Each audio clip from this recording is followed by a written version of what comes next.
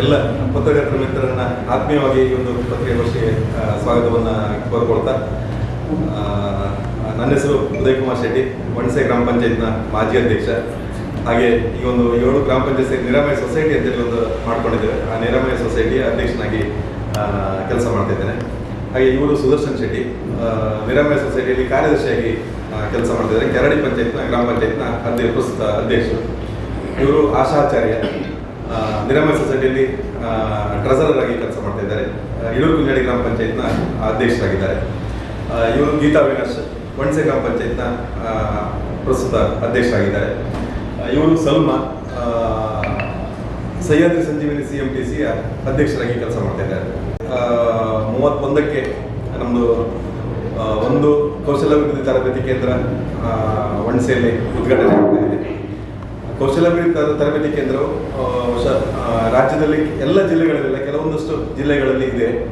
ಒಂದು ಜಿಲ್ಲೆಗೆ ಮ್ಯಾಕ್ಸಿಮಮ್ ಒಂದು ಸೆಂಟರ್ನ ಕೊಡ್ತಾರೆ. ಅದು ಉಡುಪಿ ಜಿಲ್ಲೆಯ ಒಂದು ಸೆಂಟರ್ CMTC, ಅಂದರೆ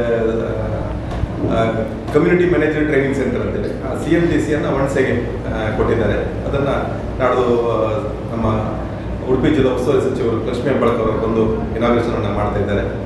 ಹಾಗೆ ಜೊತೆಯಲ್ಲಿ MP ಗಳಿದ್ದಾರೆ, MLAಗಳಿದ್ದಾರೆ, MLCಗಳಿದ್ದಾರೆ, ಜಿಲ್ಲಾಧಿಕಾರಿಗಳು, CO ಅವರು, SP ಅವರು, ಹಾಗೆ ಸ್ಕಿಲ್ ಡೆವಲಪ್ಮೆಂಟ್ನ NRL MD ಸ್ನೇಹಲ್ ಅವರು ಬರ್ತಾ ಇದ್ದಾರೆ. ಹಾಗೆ ಅರುಂಧತಿ ಚಂದ್ರಶೇಖರ್, ನಮ್ಮ ಗ್ರಾಮೀಣಾಭಿವೃದ್ಧಿ ಪಂಚಾಯತ್ ಇಲಾಖೆಯ ಆಯುಕ್ತರು ಅರುಂಧತಿ ಚಂದ್ರಶೇಖರ್, ಇವರೆಲ್ಲರ ಸಮ್ಮುಖದಲ್ಲಿ ಉದ್ಘಾಟನೆ ಆಗ್ತಾ ಇದೆ. ಇಲ್ಲಿ ಈ CMTCಯಲ್ಲಿ ರಾಜ್ಯದ ಬೇರೆ ಬೇರೆ ಜಿಲ್ಲೆಗಳಿಂದ ತರಬೇತಿಗೆ ಇಲ್ಲಿಗೆ ಆಗಮಿಸ್ತಾರೆ. ಹಾಗೆ ನಮ್ಮ 7 ಗ್ರಾಮ ಪಂಚಾಯತ್ ವ್ಯಾಪ್ತಿಯಲ್ಲಿ ಅಲ್ಲಿ ಜನರಿಗೂ ಸಹ ಅಲ್ಲಿ ನಮ್ಮ ಮಹಿಳೆಯರು ಯಾವ ಟ್ರೈನಿಂಗನ್ನು ಬಯಸ್ತಾರೋ ಬಹುಶಃ ಆ ಟ್ರೈನಿಂಗನ್ನು ಕೊಡ್ತಾ ಇದ್ದೇವೆ. ತಮ್ಗೆ ಗೊತ್ತಿದೆ, ವಣಸೆ ಗ್ರಾಮ ಪಂಚಾಯತ್ ಸಾಮಾನ್ಯವಾಗಿ ಸ್ವಲ್ಪ ಬೇರೆ ಪಂಚಾಯತ್ಗಳ ಸ್ವಲ್ಪ ವಿಭಿನ್ನವಾಗಿ ಕೆಲಸ ಮಾಡ್ತಾ ಇದೆ.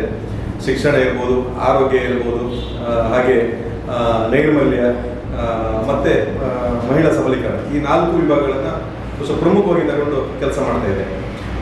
2016ರಲ್ಲಿ ವಣಸೆ ಶಾಲೆಯನ್ನು ಅಭಿವೃದ್ಧಿಪಡಿಸಲಿಕ್ಕೆ ಗ್ರಾಮ ಪಂಚಾಯತ್ ಕೈಗೆತ್ತಿಕೊಂಡು ಉಡುಪಿ ಜಿಲ್ಲೆಯಲ್ಲಿ ಪ್ರಥಮ ಬಾರಿಗೆ ಆಂಗ್ಲ ಮಾಧ್ಯಮ ಶಿಕ್ಷಣವನ್ನು ನೀಡುವ ಮೂಲಕ ಸುಮಾರು 3 ಕೋಟಿಗೂ ಹೆಚ್ಚು ಅನುದಾನವನ್ನು ದಾನಿಗಳ ಮೂಲಕ ವಿನಿಯೋಗಿಸಿ ಇವತ್ತು ಯಾವುದೇ ಖಾಸಗಿ ಆಂಗ್ಲ ಮಾಧ್ಯಮ ಶಾಲೆಗಳಿಗೆ ಕಡಿಮೆ ಇಲ್ಲದ ರೀತಿಯಲ್ಲಿ ಅದು ಕೆಲಸ ನಿರ್ವಹಿಸ್ತಾ ಇದೆ. ಮಕ್ಕಳ ಸಂಖ್ಯೆ 400 ದಾಟಿ ಆಚೆ ಹೋಗಿದೆ. ಪ್ರಸ್ತುತ 350 ಮಕ್ಕಳು ಅಲ್ಲಿ ಸ್ಟಡಿ ಮಾಡ್ತಾ ಇದ್ದಾರೆ. ಇದು ಒಂದಾದರೆ, ನಮ್ಮ ಉಡುಪಿ ಜಿಲ್ಲೆಗೆ ಸಂಜೀವಿನಿ ಅನ್ನುವ ಯೋಜನೆ ಅಥವಾ NRLM ಯೋಜನೆ ಆರಂಭಗೊಂಡಿದ್ದು 2019ರಲ್ಲಿ. ನಾವು 2018ರಲ್ಲಿಯೇ ಅದೇ ರೀತಿಯ ಒಂದು ಯೋಜನೆಯನ್ನು ವಣಸೆಯಲ್ಲಿ ಪಂಚಾಯತ್ನಲ್ಲಿ ಆರಂಭಿಸಿ ಸ್ವಾವಲಂಬನ ಅನ್ನುವ ಒಂದು ತರಬೇತಿ ಕೇಂದ್ರವನ್ನು ಆರಂಭ ಮಾಡಿ ಅಲ್ಲಿ ಮಹಿಳೆಯರಿಗೆ ಸಾಕಷ್ಟು ತರಬೇತಿಗಳನ್ನು ನೀಡಿ ಕೋವಿಡ್ ಸಂದರ್ಭದಲ್ಲೂ ಸಹ ಮಹಿಳೆಯರು ಸ್ವಾವಲಂಬಿಗಳಾಗಿರುವ ಹಾಗೆ ಮಾಡಿಕೊಂಡು 6 ತಿಂಗಳ ಉಚಿತ ತರಬೇತಿಯನ್ನು ಅಲ್ಲಿ ಟೈಲರಿಂಗ್ಗೆ ಕೊಟ್ಟು ಸುಮಾರು 135 ಜನ ಮಹಿಳೆಯರು ತರಬೇತಿಯನ್ನು ಪಡೆದು ಇವತ್ತು ಸ್ವಉದ್ಯೋಗವನ್ನು ಮಾಡ್ತಿದ್ದಾರೆ. ಅದೇ ರೀತಿ ಬೇರೆ ಬೇರೆ ಅಣಬೆ ಕೃಷಿ ಇರ್ಬೋದು, ಜೇನು ಕೃಷಿ ಇರ್ಬೋದು, ಅರಿ work, fabric painting, jute bag, ಬಹುಶಃ ಇಂಥ ಎಲ್ಲ ತರಬೇತಿಗಳನ್ನು ಆ ಸ್ವಾವಲಂಬನ ಸಂಸ್ಥೆಯ ಮೂಲಕ ಮಾಡಿಕೊಟ್ಟಿದ್ದೇವೆ. ಬಹುಶಃ ಇವತ್ತು ಅದೇ ರೀತಿಯಲ್ಲಿ ಸರ್ಕಾರ, ಅದು ನಾವು ಗ್ರಾಮ ಪಂಚಾಯತ್ ಪ್ರಯತ್ನ ಮಾಡಿದಂಥದ್ದು. ಈಗ ಸರ್ಕಾರ ನಮಗೆ ಅದಕ್ಕೆ ಫಂಡಿಂಗನ್ನು ಮಾಡ್ತಿದೆ ಸಂಜೀವಿನಿ CMTCಯ ಮೂಲಕ. ನಂತರ ತಮ್ಮ 2017ರಲ್ಲಿ SLRM ಅನ್ನುವ ಅಥವಾ ಘನತ್ಯಾಜ್ಯ ವಿಲೇವಾರಿ ಘಟಕವನ್ನು ಆರಂಭ ಮಾಡಿ ಈ ರಾಜ್ಯಕ್ಕೆ ಪ್ರಥಮ ಬಾರಿಗೆ SLRM ಅನ್ನುವ ಕಾನ್ಸೆಪ್ಟನ್ನು ನಾವು ಪರಿಚಯಿಸಿದವರು. ಇವತ್ತು ರಾಜ್ಯದ ಬೇರೆ ಬೇರೆ ಭಾಗಗಳಲ್ಲಿ ಅದೇ ಒಂದು ಯೋಜನೆ ಎಲ್ಲ ಕಡೆ ಇವತ್ತು ಆದಂಥದ್ದು ಸಂತೋಷ ಕೊಡ್ತಕ್ಕಂಥ ವಿಚಾರ. ಮತ್ತೆ ಬಹುಶಃ ಈ ರಾಜ್ಯದಲ್ಲಿ ಇರ್ತಕ್ಕಂಥ 8 ವರ್ಷಗಳಿಂದ ಸತತವಾಗಿ ಲಾಭದಲ್ಲಿರ್ತಕ್ಕಂಥ ಏಕಮಾತ್ರ ಸಂಸ್ಥೆ ನಮ್ಮ ವಣಸೆ ಘನತ್ಯಾಜ್ಯ ವಿಲೇವಾರಿ ಘಟಕ ಅಂತ ಹೇಳಲಿಕ್ಕೆ ಹೆಮ್ಮೆ ಆಗ್ತದೆ. ಸೊ ಅದಕ್ಕೆ ಕಾರಣ ನಾವು 7 ಪಂಚಾಯತ್ಗಳು ಸೇರಿ ಆರಂಭ ಮಾಡಿದಂಥದ್ದು. 4 ವರ್ಷಗಳಿಂದ 7 ಗ್ರಾಮ ಪಂಚಾಯತ್ ಸೇರಿ ಆ ಯೋಜನೆಯನ್ನು ನಡೆಸ್ತಾ ಇದ್ವಿ. ಅದ್ರ ಮೊದಲು 3 ಗ್ರಾಮ ಪಂಚಾಯತ್, ವಣಸೆ, ಚಿತ್ತೂರು, ಇಳಕುಂಜಡಿ 3 ಗ್ರಾಮ ಪಂಚಾಯತ್ ಮಾಡ್ತಾ ಇದ್ವಿ. ಈಗ 7 ಪಂಚಾಯತ್ಗಳಿಂದ ಜೊತೆಗೆ ನಾವು ಕೆಲಸ ಮಾಡ್ತಾ ಇದ್ದೀವಿ. ಸೊ ಯಾವಾಗ ಈ SLRM ಸಕ್ಸಸ್ ಆಯಿತು ಅಥವಾ ರಾಜ್ಯ ಅಥವಾ ದೇಶ ಮಟ್ಟದಲ್ಲಿ ಗುರುತಿಸಲ್ಪಡ್ತು, ಅದ ನಂತರ ಇದೇ 7 ಪಂಚಾಯತ್ ಕಾಂಬಿನೇಷನನ್ನು ನಾವು ಬಳಸ್ಕೊಂಡು ಇನ್ನಷ್ಟು ಕೆಲಸ ಮಾಡಬೇಕನ್ನೋ ಆಲೋಚನೆಯನ್ನು ಮಾಡಿಕೊಂಡು ಪ್ರಸ್ತುತ ಪರಿಸ್ಥಿತಿ ಅಧ್ಯಯನ ಮಾಡಿ ಉಪಶಮನ ಆರೈಕೆ ಕೇಂದ್ರವನ್ನು ಆರಂಭ ಮಾಡಬೇಕು ಅನ್ನೋ ಆಲೋಚನೆಯನ್ನು ಮಾಡಿಕೊಂಡು ಈ ಹೊಸದಾಗಿ ಈ ಒಂದು ಯೋಜನೆಯನ್ನು ನಾವು ಈಗಾಗಲೇ ಹಮ್ಮಿಕೊಂಡಿದ್ದೇವೆ.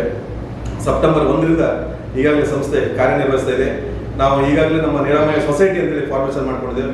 7 ಗ್ರಾಮ ಪಂಚಾಯತ್ಗಳ ಅಧ್ಯಕ್ಷರು, ಉಪಾಧ್ಯಕ್ಷರು, PDO ಆ ಸೊಸೈಟಿಯಲ್ಲಿದ್ದಾರೆ. ಹಾಗೆ 4 ಜನ ಆ ಫೀಲ್ಡಲ್ಲಿ ಎಕ್ಸ್ಪರ್ಟ್ ಆಗಿರ್ತಕ್ಕಂಥವ್ರು ಡಾಕ್ಟರ್ಸ್ ಅವರೆಲ್ಲ 4 ಜನ ಮತ್ತು ಒಬ್ಬರು ಡೋನರ್, 3 ಜನ ಡಾಕ್ಟರ್ಸ್ ಮತ್ತು ಒಬ್ಬರು ಡೋನರು ಗೌರವ ಸದಸ್ಯರಾಗಿದ್ದಾರೆ. ಹಾಗೆ 2 ಸಂಘ ಸಂಸ್ಥೆಗಳು, ಒಂದು ರೋಟರಿ ಮತ್ತು ಒಂದು ನಮ್ಮ ಭೂಮಿ, 2 CWC 2 ಸಂಸ್ಥೆಯನ್ನು ಆ ಫೀಲ್ಡಲ್ಲಿ ಸ್ವಲ್ಪ ಎಕ್ಸ್ಪರ್ಟ್ ಆದ್ರಿಂದ ತಗೊಂಡಿದ್ದೇವೆ. ಹಾಗೆ CO ಇರ್ಬೋದು, ಜಿಲ್ಲಾ ಪಂಚಾಯತ್ನ CO ಇರ್ಬೋದು, DHO, ತಾಲೂಕಿನ EO, ಇವರೆಲ್ಲ ಅಡ್ವೈಸರಿ ಪ್ಯಾನಲ್ ಅಲ್ಲಿ ಇರ್ತಾರೆ. ಸೊ ಇವೆಲ್ಲ ಸೇರಿಕೊಂಡು ನಾವು ಒಂದು ನಿರಾಮಯ ಸೊಸೈಟಿ ಅಂತೇಳಿ ಫಾರ್ಮೇಷನ್ ಮಾಡ್ಕೊಂಡಿದ್ದೇವೆ. ಈಗಾಗಲೇ ನಾವು 2 ಫಿಸಿಯೋಥೆರಪಿಸ್ಟ್ ಅನ್ನ ಅಪಾಯಿಂಟ್ಮೆಂಟ್ ಮಾಡ್ಕೊಂಡಿದ್ದೇವೆ, 2 ಸ್ಟಾಫ್ ನರ್ಸ್ ಅನ್ನ ಅಪಾಯಿಂಟ್ಮೆಂಟ್ ಮಾಡ್ಕೊಂಡಿದ್ದೇವೆ, ಒಬ್ಬರು ಕೌನ್ಸಿಲರು, ಒಬ್ಬರು ಅಟೆಂಡರ್ ಅನ್ನ ನೇಮಕ ಮಾಡ್ಕೊಂಡಿದ್ದೇವೆ. ಮಾಣಗಟ್ಟೆ ಕೃಷ್ಣಮೂರ್ತಿ ಮಂಜು ಒಂದು ಆಂಬ್ಯುಲೆನ್ಸ್ ಅನ್ನ ಡೊನೇಷನ್ ಆಗಿ ನಮ್ಮ ಸೊಸೈಟಿಗೆ ಕೊಟ್ಟಿದ್ರು. ಹಾಗೆ 2 ವೆಹಿಕಲ್ ಅನ್ನ ನಾವು ಈಗಾಗಲೇ ಹೈರ್ ಮಾಡ್ಕೊಂಡಿದ್ದೇವೆ. 2 ತಂಡವಾಗಿ ಫೀಲ್ಡಿಗೆ ನಮ್ಮ ಸ್ಟಾಫ್ ಹೋಗ್ತಾ ಇದ್ದಾರೆ. ಪ್ರತಿಯೊಂದರಲ್ಲೂ ಒಂದು ಸ್ಟಾಫ್ ನರ್ಸು, ಕೌನ್ಸಿಲರ್, ಹಾಗೆ ಫಿಸಿಯೋಥೆರಪಿಸ್ಟ್ ಟೀಮ್ ಇರ್ತಾರೆ. ಮನೆಗೆ ಹೋಗಿ ನಾವು ಕೇರ್ ಕೊಡಬೇಕಾಗನ್ನೋದು ನಮ್ಮದು ಒಂದು ಕಾನ್ಸೆಪ್ಟ್. ಮುಂದೆ 2 ವರ್ಷಗಳ ನಂತರ ನಾವು ಗ್ರಾಮ ಪಂಚಾಯತಿನ 1.5 ಎಕರೆ ಜಾಗವನ್ನು ಈಗಾಗಲೇ ಗುರುತಿಸಿ ನಮ್ಮ ನಿರಾಮಯ ಸೊಸೈಟಿಗೆ 30 ವರ್ಷಕ್ಕೆ ಲೀಸಿಗೆ ಪಡ್ಕೊಂಡಿದ್ದೇವೆ. ಅದರಲ್ಲಿ ಸುಮಾರು 4.5 ಕೋಟಿಯ ಒಂದು ಪ್ಲಾನ್ ಅನ್ನು ಮಾಡಿಕೊಂಡು ಅಲ್ಲಿ ಕಟ್ಟಡವೆಲ್ಲ ಆದ ನಂತರ ಏನು ನಮ್ಮ ರೋಗಿಗಳಿದ್ದಾರೆ ಅಥವಾ ಫಲಾನುಭವಿಗಳಿದ್ದಾರೆ ಅವರನ್ನು ಅಲ್ಲಿ ಕರೆತಂದು ಟ್ರೀಟ್ಮೆಂಟ್ ಮಾಡ್ತಕ್ಕಂಥ ವ್ಯವಸ್ಥೆಗೆ ಮುಂದಿನ 2 ವರ್ಷ ಬಿಟ್ಟು ಹೋಗುವ ಆಲೋಚನೆಯನ್ನು ಹಾಕೊಂಡಿದ್ದೇವೆ. ಈಗ ಸದ್ಯಕ್ಕೆ ನಾವು ರೋಗಿಗಳ ಮನೆಗೆ ಹೋಗಿ ಟ್ರೀಟ್ ಮಾಡ್ತಕ್ಕಂಥದ್ದು ನಮ್ಮ ಕೆಲಸ. ಈಗಾಗಲೇ ನಮ್ಮ ಸ್ಟಾಫಿಗೆ ಪ್ಯಾಲೆಮ್ ಇಂಡಿಯಾ ಸಂಸ್ಥೆ ತಿರುವನಂತಪುರ ಅಲ್ಲಿಗೆ ಕಳಿಸಿ ಟ್ರೈನಿಂಗ್ ಅನ್ನು ಕೊಟ್ಟಿದ್ದೇವೆ. ಹಾಗೆ 4 ಜನ ಡಾಕ್ಟರಿಗೂ ಸಹ ನಾವು ತರಬೇತಿಯನ್ನು ಈಗಾಗಲೇ ಕೊಟ್ಟಿದ್ದೇವೆ. 2 ವಾಲಂಟಿಯರ್ಲಿ ನಮ್ಮ ಪ್ರೈವೇಟ್ ಡಾಕ್ಟರ್ಸ್ ಇದ್ದಾರೆ, 2 ಡಿಪಾರ್ಟ್ಮೆಂಟ್ ಡಾಕ್ಟರ್ಸ್, 4 ಜನ ಡಾಕ್ಟರ್ಗೆ ತರಬೇತಿಯನ್ನು ಕೊಟ್ಟು ಎಮರ್ಜೆನ್ಸಿಯನ್ನು ಡಾಕ್ಟರ್ ಹ್ಯಾಂಡಲ್ ಮಾಡ್ತಾರೆ ಮತ್ತು ಕಂಟಿನ್ಯೂಸ್ ಸರ್ವಿಸ್ ಅನ್ನ ನಮ್ಮ ಸ್ಟಾಫ್ ನೀಡ್ತಾ ಇದ್ದಾರೆ. ಇದು ಕರ್ನಾಟಕ ರಾಜ್ಯದಲ್ಲಿ ಪ್ರಥಮ ಬಾರಿಗೆ ಅನುಷ್ಠಾನ ಆಗ್ತಾ ಇದೆ. ಇಷ್ಟವರೆಗೆ ಕೇರಳದಲ್ಲಿ ಮಾತ್ರ ಈ ಪ್ಯಾಲಿಟಿ ಕೇರ್ ಸರ್ವಿಸ್, ಪ್ಯಾಲಿಟಿ ಕೇರ್ ಪ್ರೋಗ್ರಾಮ್ ಕೇರಳದಲ್ಲಿ ಮಾತ್ರ ಇತ್ತು. ಸಮುದಾಯ ಉಪಶಮನ ಆರೈಕೆ ಕೇಂದ್ರ ಕರ್ನಾಟಕ ರಾಜ್ಯದಲ್ಲಿ ಒಂಡ್ಸೆಯಲ್ಲಿ ಪ್ರಥಮ ಬಾರಿಗೆ ನಾಡ್ದು 31ಕ್ಕೆ ಅಧಿಕೃತವಾಗಿ ಇನಾಗ್ರೇಷನ್ ಆಗ್ತಾ ಇದೆ. ಸಚಿವರೇ ಬಂದು ಇನಾಗ್ರೇಷನ್ ಮಾಡ್ತಾ ಇದ್ದಾರೆ. 7 ಗ್ರಾಮ ಪಂಚಾಯತ್ನ ಸಹಕಾರದಿಂದ ಈ ಯೋಜನೆ ನಡೀತಾ ಇದೆ ಅಂತ ಹೇಳಲಿಕ್ಕೆ ಬಹುಶಃ ಹೆಮ್ಮೆ ಆಗ್ತಾ ಇದೆ. ಉಪಶಮನ ಆರೈಕೆ ಕಾರ್ಯಕ್ರಮ ಅನ್ನುವಂಥದ್ದು ದೀರ್ಘಕಾಲೀನ ಮತ್ತು ಮಾರಣಾಂತಿಕ ಕಾಯಿಲೆಯಿಂದ ಬಳಲ್ತಾ ಇರುವವರು, ಹಾಗೆ ವಯೋಸಹಜವಾಗಿ ಹಾಸಿಗೆ ಹಿಡಿದವರು ಅಥವಾ ತೀವ್ರತರವಾದ ಮಾನಸಿಕ ಖಿನ್ನತೆಗೆ ಒಳಗಾದವರು, ಅಥವಾ ಇವತ್ತು ತಮ್ಮ ಗೊತ್ತಿದೆ ಉಡುಪಿ ಜಿಲ್ಲೆಯಲ್ಲಿ ಎಲ್ಲ ಹೊರಗೆ ಇರುವವರು ಜಾಸ್ತಿ, ಎಜುಕೇಟೆಡ್ ಪೀಪಲ್ ಅಲ್ಲಿ ಅಂತ ಸಮಸ್ಯೆಗಳ ಮೈಗ್ರೇಷನ್ ಜಾಸ್ತಿ ಇದೆ. ಮನೆಯಲ್ಲಿ ಯಾರು ಏಜ್ಡ್ ಪೀಪಲ್ ಸಿಂಗಲ್ ಇರ್ತಾರೆ ಅವರಿಗೆ ಒಂಥರ ಅಭದ್ರತೆ ಕಾಡ್ತಾ ಇರ್ತದೆ. ಅವರಿಗೆ ನಮ್ಮ ಕೌನ್ಸಿಲರ್ ಹೋಗಿ ರೆಗ್ಯುಲರ್ ಕೇರ್ ಟೇಕರ್ ಮಾಡುವಂಥದ್ದು, ಅಂದರೆ BP ಶುಗರನ್ನು ಟೆಸ್ಟ್ ಮಾಡುವಂಥದ್ದು, ಆರಾಮಿದ್ರೆ ಕೇಳಿ ಅವ್ರ ಜೊತೆಲಿ ಟಚಲ್ಲಿ ಇರುವಂಥ ವ್ಯವಸ್ಥೆನ ಈಗಾಗಲೇ ನಾವು ಪ್ಲಾನ್ ಅನ್ನು ಮಾಡ್ಕೊಂಡಿದ್ದೇವೆ. ಈಗಾಗಲೇ 284 ಜನ ಪೇಷಂಟನ್ನು ಐಡೆಂಟಿಫೈ ಮಾಡಿದ್ದೇವೆ. ಅದರಲ್ಲಿ 73 ಜನ ಬೆಡ್ ರಿಡನ್ ಪೇಷಂಟ್ ಈಗಾಗಲೇ ಗುರುತಿಸಿದ್ದೇವೆ. ಈ 284 ಜನರಿಗೆ ಮನೆ ಹೋಗಿ ಸರ್ವಿಸ್ ಕೊಡುವಂಥ ವ್ಯವಸ್ಥೆ ಈಗಾಗಲೇ ಆಗ್ತಾ ಇದೆ. ಸೆಪ್ಟೆಂಬರ್ 1ರಿಂದಲೇ ಆರಂಭಗೊಂಡಿದೆ ಆ ವ್ಯವಸ್ಥೆ. ಇನ್ನು ನಾವು ಸರ್ವೆ ಮಾಡಿ ಇಲ್ಲಿ ಸಿಂಗಲ್ ಏಜ್ಡ್ ಪೀಪಲ್ ಇರ್ತಾರೆ ಅವರನ್ನು ಗುರುತಿಸುವಂಥ ಕೆಲಸ ಇನ್ನಷ್ಟೇ ಆಗಬೇಕಾಗಿದೆ. ಅದು ಸ್ವಲ್ಪ ದೊಡ್ಡ ಸಂಖ್ಯೆಯಲ್ಲಿ ಇರ್ಬೋದು ಅನ್ನೋದನ್ನು ತಿಳ್ಕೊಂಡಿದ್ದೇವೆ. ಅದನ್ನು ಮುಂದಿನ ದಿನಗಳಲ್ಲಿ ಶಾರ್ಟ್ಲಿ ಒಂದು ಮಂತ್ ನಂತರ ಅದನ್ನು ಆರಂಭ ಮಾಡ್ತೇವೆ. ಕೌನ್ಸಿಲರ್ಗಳ ಶಾರ್ಟೇಜ್ ಆದರೆ ನಾವು ಪುನಃ ಸ್ಟಾಫನ್ನು ಅಪಾಯಿಂಟ್ಮೆಂಟ್ ಮಾಡಿಕೊಂಡು ಅದನ್ನು ಫುಲ್ಫಿಲ್ ಮಾಡಲಿಕ್ಕೆ ನಮ್ಮ ಸೊಸೈಟಿ ಬದ್ಧರಿದ್ದಾರೆ. ಹಾಗೆ ಬಹುಶಃ ಎಲ್ಲ ಇಲಾಖೆ ಅಧಿಕಾರಿಗಳು ನಮಗೆ ತುಂಬ ಸಪೋರ್ಟನ್ನು ಮಾಡ್ತದ್ದು. ಬೆಂಗಳೂರು ಲೆವೆಲಿಂದ ಕಮಿಷನರು, ಪ್ರಿನ್ಸಿಪಲ್ ಸೆಕ್ರೆಟರಿ ಇರ್ಬೋದು, ಇಲ್ಲಿ DC CO ಇರ್ಬೋದು, ತಾಲೂಕು ಹಂತದಲ್ಲಿ EO ಇರ್ಬೋದು, ಅಥವಾ DHO ಇರ್ಬೋದು, ಅಲ್ಲಿ ಉಡುಪಿಯಲ್ಲಿ DHO ಇರ್ಬೋದು, ಬಹುಶಃ ಎಲ್ಲರೂ ನಮಗೆ ಬ್ಲೈಂಡ್ ಸಪೋರ್ಟನ್ನು ಮಾಡ್ತಾ ಇದ್ದಾರೆ. ಯಾಕಂದರೆ ಈ ಕಾರ್ಯಕ್ರಮ ಸಕ್ಸಸ್ ಆದರೆ ಇದು ಮುಂದಿನ ದಿನಗಳಲ್ಲಿ ಇಡೀ ರಾಜ್ಯದಲ್ಲಿ ಇದು ಅನುಷ್ಠಾನ ಆಗ್ತದೆ. ಈಗಾಗಲೇ 2024-25 ಬಜೆಟ್ನಲ್ಲಿ ಘೋಷಣೆ ಮಾಡಿದ್ದಾರೆ ಸರ್ಕಾರ 100 ಗ್ರಾಮ ಪಂಚಾಯತ್ಗಳಲ್ಲಿ ಇದು ಅನುಷ್ಠಾನ ಮಾಡಬೇಕಂತ ಹೇಳಿ. ಆ 100 ಗ್ರಾಮ ಪಂಚಾಯತ್ಗಳಲ್ಲಿ ಬಹುಶಃ 7 ಗ್ರಾಮ ಪಂಚಾಯತ್ಗಳಲ್ಲಿ ಇಲ್ಲಿ ಅನುಷ್ಠಾನ ಆಗ್ತಾ ಇದೆ. ಇದು ಸಕ್ಸಸ್ ಆದರೆ ಮುಂದೆ ಇಡೀ ರಾಜ್ಯಕ್ಕೆ ಇದನ್ನು ವಿಸ್ತಾರ ಮಾಡುವ ಯೋಜನೆಯನ್ನು ಸರ್ಕಾರ ಹಾಕಿಕೊಂಡಿದೆ. ಆದ್ದರಿಂದ ಬಹುಶಃ ಎಲ್ಲ ಅಧಿಕಾರಿಗಳಿರ್ಬೋದು, ಜನಪ್ರತಿನಿಧಿಗಳಿರ್ಬೋದು ಒಂದು ಟೀಮ್ ವರ್ಕ್ ಆಗಿ ಕೆಲಸ ಮಾಡಿ ಇದನ್ನು ಸಕ್ಸಸ್ ಮಾಡಿ ತೋರಿಸಿದ್ರೆ ಮುಂದೆ ಇಡೀ ರಾಜ್ಯದಲ್ಲಿ ಇದು ಅನುಷ್ಠಾನ ಆಗುವುದು ಖಂಡಿತ ಅದು ಅನುಷ್ಠಾನ ಆಗ್ತದೆ. ಇಬ್ಬರು ಡಾಕ್ಟರ್ ವಾಲಂಟಿಯರ್ಲಿ ಸರ್ವಿಸ್ ಮಾಡ್ತಾ ಇದ್ದಾರೆ. ಡಾಕ್ಟರ್ ಅತುಲ್ ಕುಮಾರ್ ಶೆಟ್ಟಿ ಮತ್ತು ಡಾಕ್ಟರ್ ನಾಗಭೂಷಣ್ ಉಡುಪ ಇಬ್ಬರು ವಾಲಂಟಿಯರ್ಲಿ ಫುಲ್ ಟೈಮ್ ಅಲ್ಲ ಪಾರ್ಟ್ ಟೈಮ್ ಸರ್ವಿಸ್ ಅನ್ನ ಮಾಡ್ತಾ ಇದ್ದಾರೆ. ಹಾಗೆ ಡಾಕ್ಟರ್ ಪ್ರೇಮಾನಂದ THO ಮತ್ತು ಡಾಕ್ಟರ್ ಪ್ರಶಾಂತ್ ಭಟ್ ಉಡುಪಿ DM ಇಬ್ಬರು ಅವರ ಫ್ರೀ ಅವಧಿಯನ್ನು ಇದರ ಜೊತೆ ತೋರಿಸ್ಕೊಡ್ತಾರೆ ಮತ್ತು ಅವರ ಅನುಭವಗಳನ್ನ ನಮ್ಮ ಜೊತೆ ರೆಗ್ಯುಲರ್ ಶೇರ್ ಮಾಡ್ಕೊಳ್ತಾರೆ. ಮತ್ತು ವಿಡಿಯೋ ಕಾಲ್ ಮಾಡಿ ಪೇಷಂಟಿಗೆ ಸಹ ಏನಾದ್ರು ಇದ್ರೆ ಎಮರ್ಜೆನ್ಸಿ ವಿಡಿಯೋ ಕಾಲ್ ಮಾಡಿ ಅದರಲ್ಲಿ ಟ್ರೀಟ್ಮೆಂಟ್ ಡೈರೆಕ್ಷನ್ ಕೊಟ್ಟು ನಮ್ಮ ನರ್ಸಿಗೆ ಅಥವಾ ಫಿಸಿಯೋಥೆರಪಿಸ್ಟ್ಗೆ ಡೈರೆಕ್ಷನ್ ಕೊಡುವಂಥ ವ್ಯವಸ್ಥೆಗಳಿದೆ. ಮತ್ತು ಹಾಗೆ ಮುಂದಿನಗಳಲ್ಲಿ ನಮ್ದೆಲ್ಲ ರೆಡಿ ಆದಮೇಲೆ ಮಣಿಪಾಲದ ಮಾಯೆ ಜೊತೆ ಅದು KMC ಜೊತೆ MOU ಮಾಡಿಕೊಂಡು ನಾವು ಜೊತೆಯಾಗಿ ಕೆಲಸ ಮಾಡಬೇಕಂತ ಆಲೋಚನೆಯನ್ನ ಮಾಡ್ಕೊಂಡಿದ್ದೇವೆ. ಒಳಗಡೆ ಮಾಡಿಕೊಂಡ ಬಜೆಟ್ ಪ್ರಕಾರ ನಮಗೆ ವರ್ಷಕ್ಕೆ 55 ಲಕ್ಷ ರೂಪಾಯಿ ವೆಚ್ಚ ಬೀಳ್ತದೆ. 7 ಲಕ್ಷ ರೂಪಾಯಿ ಪ್ರತಿ ವರ್ಷ ಸರ್ಕಾರ 7 ಲಕ್ಷ ರೂಪಾಯಿ ನಮಗೆ ಕೊಡ್ತದೆ. ಮತ್ತೆ ಹೆಲ್ತ್ ಸೆಸ್ ನಾವು 8% ಹೆಲ್ತ್ ಸೆಸ್ ಅನ್ನ ಪ್ರತಿ ಗ್ರಾಮ ಪಂಚಾಯತ್ ಸರ್ಕಾರಕ್ಕೆ ಕಟ್ತಾ ಇದ್ದೇವೆ. ನಾವು ಏನು ತೆರಿಗೆಯನ್ನು ವಸೂಲು ಮಾಡ್ತೀವಿ ಅದರಲ್ಲಿ 8% ಅನ್ನ ಸರ್ಕಾರಕ್ಕೆ ಕಟ್ತಾ ಇದ್ದೇವೆ. ಆ ಸರ್ಕಾರಕ್ಕೆ ಕಟ್ಟುವುದನ್ನ ಬೇಡ, ನಿಮ್ಮ ನಿರಾಮಯ ಸೊಸೈಟಿ ಕಟ್ಟಿ ಅಂತೇಳಿ ಸರ್ಕಾರದಿಂದ ಆದೇಶವನ್ನ ಮಾಡಿಕೊಂಡು ಸುಮಾರು ವರ್ಷಕ್ಕೆ ಒಂದು 8 ಲಕ್ಷ ರೂಪಾಯಿ 8ರಿಂದ 10 ಲಕ್ಷ ರೂಪಾಯಿ ಅದರಲ್ಲಿ ನಮಗೆ ಬರ್ತಾ ಇದೆ. ಉಳಿದಾಗೆ ಬೇರೆ ಬೇರೆ ನಮ್ಮಲ್ಲಿ ಉಡುಪಿ ಜಿಲ್ಲೆಯಲ್ಲಿ ಸಾಕಷ್ಟು ಒಳ್ಳೊಳ್ಳೆ ಟ್ರಸ್ಟ್ಗಳೆಲ್ಲ ಇದೆ. ಅವರಿಂದ ಸ್ವಲ್ಪ ಹಣ ಸಂಗ್ರಹ ಮಾಡುವ ಆಲೋಚನೆ ಹಾಕೊಂಡಿದೆ. ಕೆಲವರಷ್ಟು ಜನ ಈಗಾಗಲೇ ಕೊಟ್ಟಿದ್ದಾರೆ. ಮತ್ತೆ ಕೊಲ್ಲೂರು ಟೆಂಪಲ್ ಇರ್ಬೋದು, ಮಾಣಗಟ್ಟಿ ಟೆಂಪಲ್ ಇರ್ಬೋದು, ಬಹುಶಃ ಇಲ್ಲಿಂದೆಲ್ಲ ಪ್ರತಿ ವರ್ಷಕ್ಕೆ ಒಂದು ನಮಗೆ ಸಿಗುವಾಗೆ ಜಿಲ್ಲಾಧಿಕಾರಿಗಳು ಅದನ್ನು ಮಾಡುವಂತ ಹೇಳಿದ್ದಾರೆ. ಮತ್ತು ಇಲ್ಲಿ ಆಡಳಿತ ಮಂಡಳಿ ಸಹ ಅದಕ್ಕೆ ಅನುಮತಿಯನ್ನು ಸೂಚಿಸಿದ್ದಾರೆ.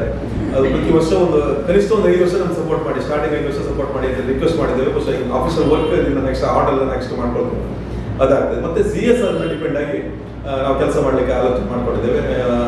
MRPL ಇರ್ಬೋದು, UPCL ಇರ್ಬೋದು, ರೋಬೋಸಾಫ್ಟ್, ಬಹುಶಃ ಇದನ್ನೆಲ್ಲ ಕೆಲವೊಂದಷ್ಟು ನಾವು ಈಗಾಗಲೇ ಕಾಂಟ್ಯಾಕ್ಟ್ ಮಾಡಿದ್ದೇವೆ. ಪಾಸಿಟಿವ್ ರೆಸ್ಪಾನ್ಸ್ ಇದೆ. ಬಹುಶಃ ಇವರೆಲ್ಲ ಸರಿಯಾಗಿ ಸಹಕಾರ ಮಾಡಿದರೆ ನಮಗೆ 55 ಲಕ್ಷ ಖಂಡಿತ ಕಷ್ಟ ಅಲ್ಲ ಅನ್ನುವ ಭಾವನೆ ನಮ್ಮಲ್ಲಿದೆ ಈಗ ಸದ್ಯಕ್ಕೆ.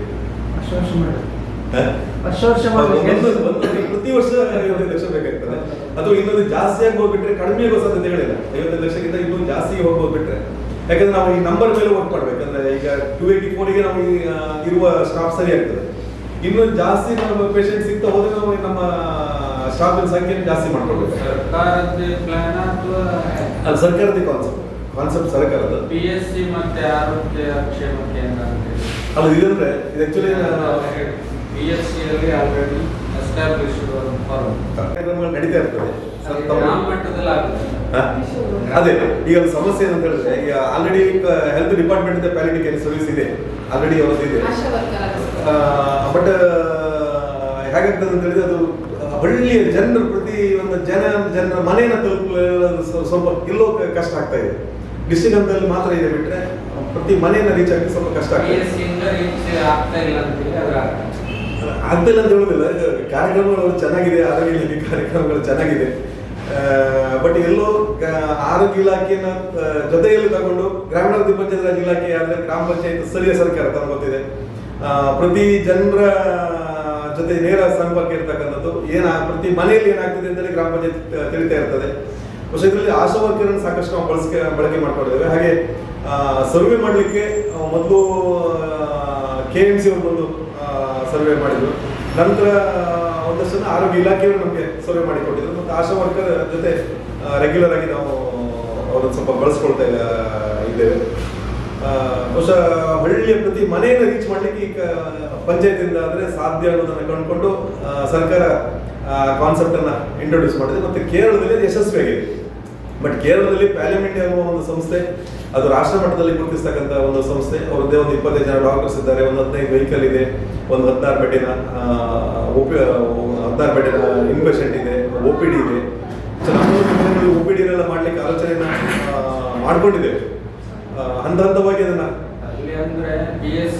ಸಸ್ಟೈನಬಲ್ ಆದ್ರೆ ನಿರಾಮಯ ಸೊಸೈಟಿ ಏನ್ ಮಾಡ್ಕೊಂಡು ಇದು ಕರೆಕ್ಟ್ ಸಸ್ಟೈನಬಲ್ ಆದ್ರೆ ಡಾಕ್ಟರ್ನ ನಾವೇ ಅಪಾಯಿಂಟ್ಮೆಂಟ್ ಮಾಡ್ಕೊಳ್ಳೋ ಆಲೋಚನೆ ಸಹ ಮುಂದಿನ ದಿನಗಳಲ್ಲಿ, ಸದ್ಯಕ್ಕಂತೂ ಇಲ್ಲ. ಯಾಕಂದ್ರೆ ನಾವು ಫೈನಾನ್ಷಿಯಲಿ ಅಷ್ಟೊಂದು ಸಸ್ಟೈನಬಲ್ ಆಗಲಿಲ್ಲ. ಮುಂದಿನ ದಿನಗಳಲ್ಲಿ ಅಗತ್ಯ ಬಿದ್ದರೆ ಡಾಕ್ಟರ್ನ ಅಪಾಯಿಂಟ್ಮೆಂಟ್ ಮಾಡ್ಕೊಳ್ಳಿಕ್ಕೂ ಆಲೋಚನೆಯನ್ನ ಮಾಡ್ಕೊಳ್ತಾ ಇದ್ದೇವೆ. ಯಾಕಂದ್ರೆ ನಾವು ಕೇರ್ ಸೆಂಟರ್ನ ತೆರೆದ್ರೆ ಫುಲ್ ಟೈಮ್ 24 ಅವರ್ಸ್ ನಮ್ಮ ಡಾಕ್ಟರ್ ಬೇಕೇ ಆಗಿರ್ತಾರೆ. ಅವಾಗೆಲ್ಲ ನಾವು ಡಾಕ್ಟರ್ ಅಪಾಯಿಂಟ್ಮೆಂಟ್ ಮಾಡ್ಕೊಳ್ಳೇಬೇಕು.